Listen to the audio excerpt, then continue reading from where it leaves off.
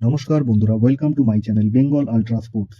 এই ভিডিওতে guys CSK এর অকশন স্ট্র্যাটেজি ও প্রবাবল প্লেইং 11 কি হতে পারে সেই নিয়ে আলোচনা করব।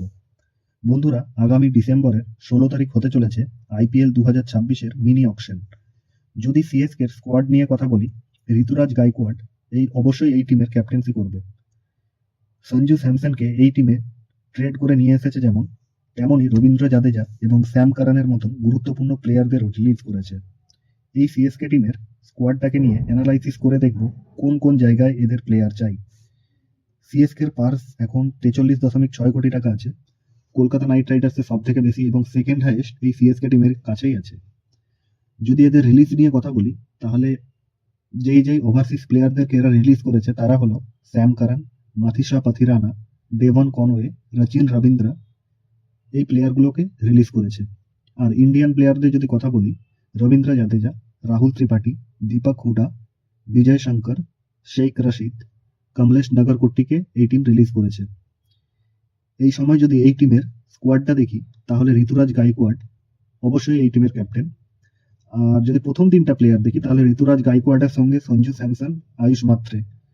সঞ্জুর সাথে কে ওপেন করবে সেটা নিয়ে একটা প্রশ্ন অবশ্যই আসতে পারে, তবে আমার যেটা মনে হয় সঞ্জু এবং আয়ুষ মাত্রে দুজন ওপেন করবে এবং 3 নম্বরে ঋতুরাজ গাইকোয়াড খেলবে। সে যাই হোক না কেন, এই টিমের টপ 3 সেট। 4 নম্বর পজিশনের কথা বললে, এখানে প্রপার একজন মিডল অর্ডার ব্যাটসম্যান এই টিমের চাই। এখানেই ক্যামেরুন গ্রিনকে এই টিম টার্গেট করতে পারে। যদি বাই চান্স ক্যামেরুন গ্রিনকে না পায়, তাহলে ভেঙ্কটেশ আইয়ার এবং লিয়াম লিভিংস্টনের পেছনে এই টিম অবশ্যই যাবে। 5 নম্বর ও 6 নম্বর পজিশনের যদি কথা বলি, তাহলে ডেওয়াল্ড ব্রেভিস ও শিবম দুবে এই টিমে খেলবে। এরপর 5 নম্বর পজিশনে কখনো শিবম দুবেকে দেখা যেতে পারে, আবার কখনো ডেওয়াল্ড ব্রেভিস, আবার 6 নম্বর পজিশনে অল্টারনেটিভ করে দেখা যাবে। 7 নম্বর পজিশনের যদি কথা বলি, তাহলে এখানে রবীন্দ্র জাদেজাকে রিলিজ করেছে। তার ব্যাকআপ অবশ্যই এই টিম একজনকে নেবে। হাসরাঙ্গা টাইপের প্লেয়ারকে টার্গেট করতে পারে, করলে ভালো হয়। 8 নম্বর পজিশনের কথা বললে, সেখানে MS ধোনি খেলবে। আগের বছর ওই জায়গাতেই খেলছিল, এবছরও হয়তো খেলবে। Wicket keeper batsman. 9 নম্বরের কথা বললে নূর আহমেদকে এই টিমে দেখা যাবে অবশ্যই, কারণ চেন্নাইয়ের পিছে খুব ভয়ঙ্কর এই নূর আহমেদ। 10 নম্বরের কথা বললে নেথান এলিসকে এরা খেলাবে, কারণ প্রপার ফাস্ট বোলার, টি20তে খুবই ভালো বোলার এই নেথান এলিস।